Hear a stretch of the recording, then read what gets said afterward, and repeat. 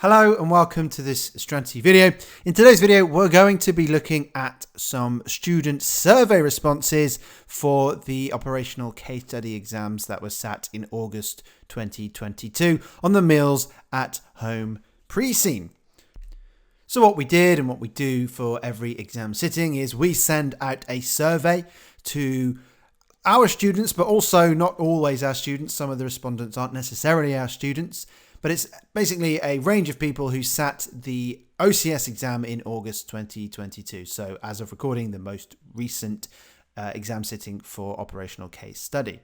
And what we do is we gather that feedback, we have a look through it, and some of you may have seen this in emails already, but we like to share it with students who have sat the exam, but also prospective operational case study exam students, because there are things to learn from this. And a great way to learn about the exam is to learn from the advice of those who have sat it before you. And hopefully there's some advice in here or some information in here that will help you to prepare for your upcoming case study exam.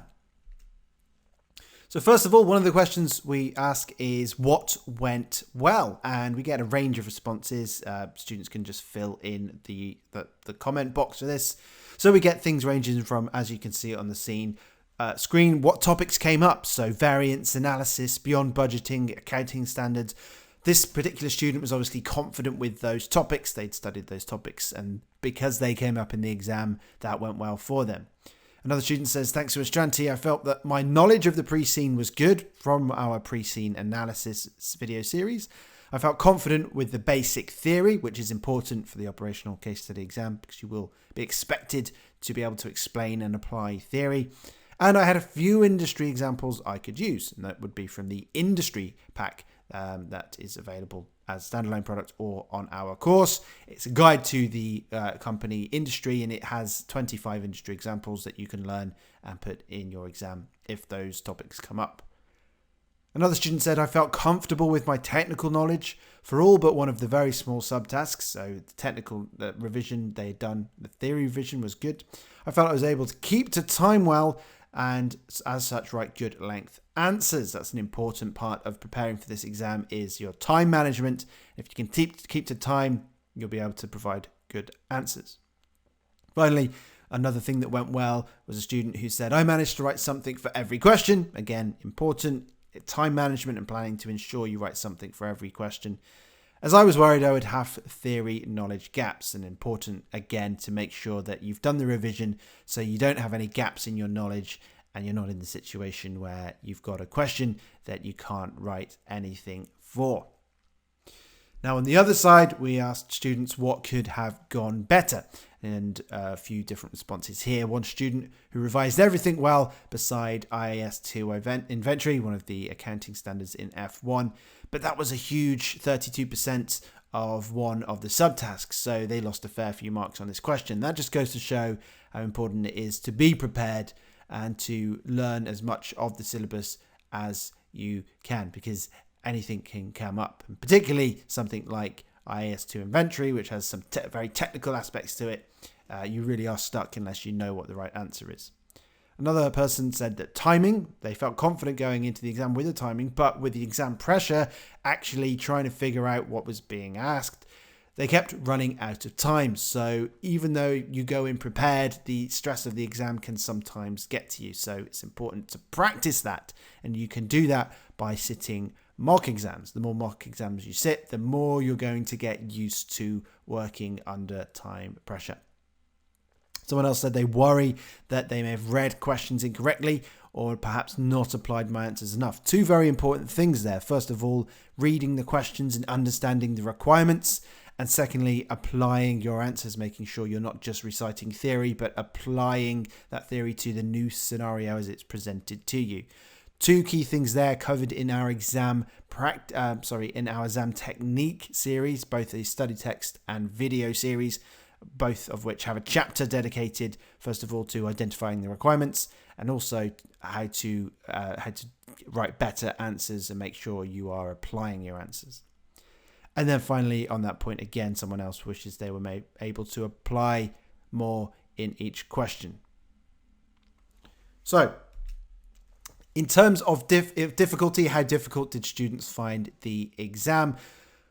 Interesting pie chart on the screen. You can see that 45.5% found the exam about as difficult as expected. So it met their expectations, but a significant 40.9% found it more difficult, and a further 9.1% found it much more difficult. So half of respondents found the exam difficult or much more difficult. And as you'll notice, not many find it easy, and certainly nobody found it much easier. So it is a tricky exam.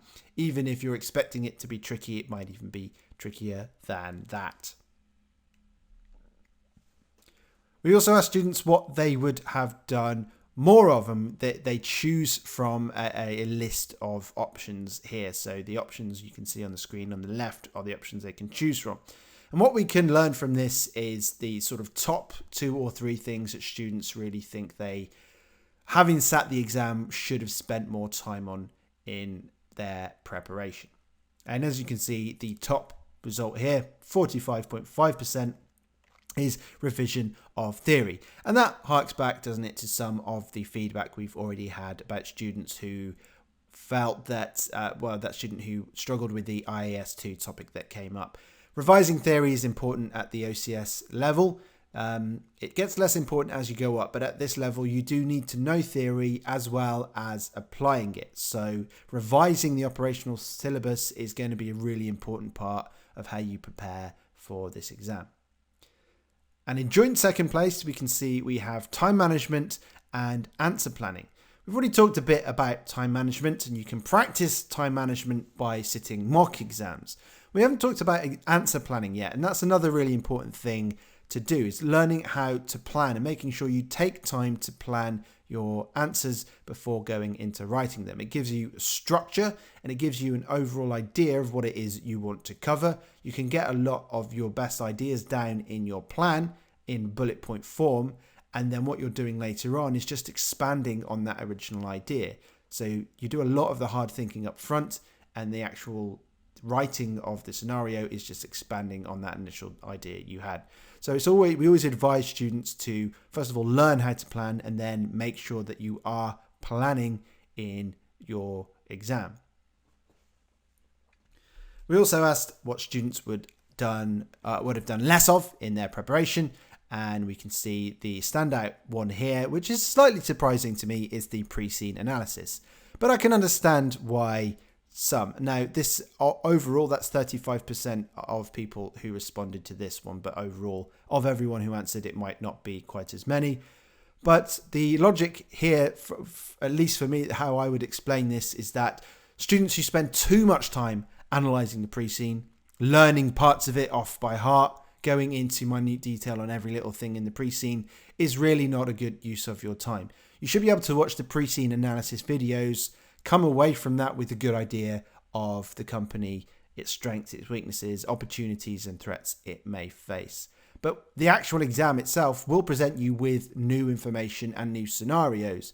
So the Prescene is there to refer to if you need it, and to help you to understand the company, the environment it operates within, and the industry it's in. But actually the exam will present new challenges and new problems and new information. So you need to be able to adapt to that situation.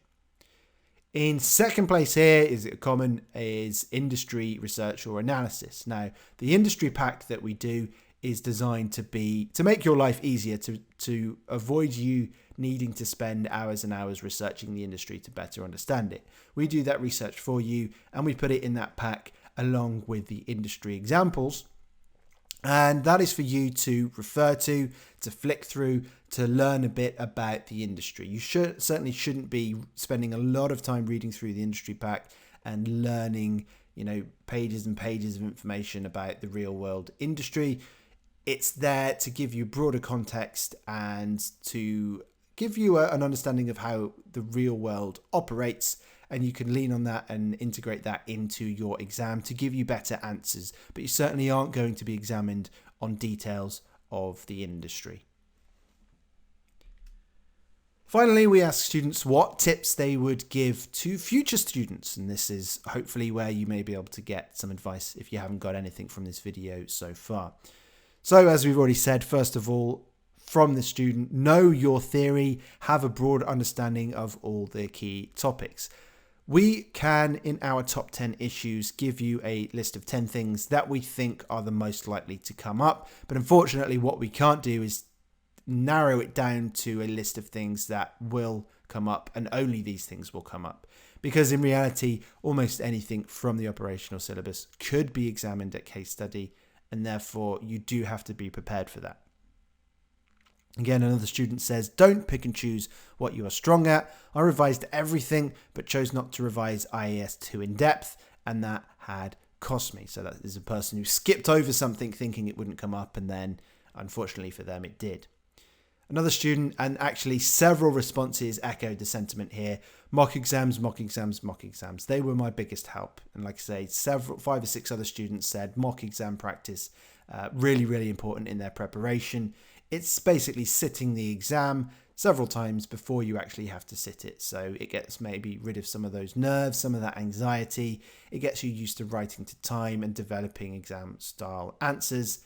If you get them mocked by one of our markers, get them marked and get the feedback from a marker, that's going to really help you to develop your exam technique too.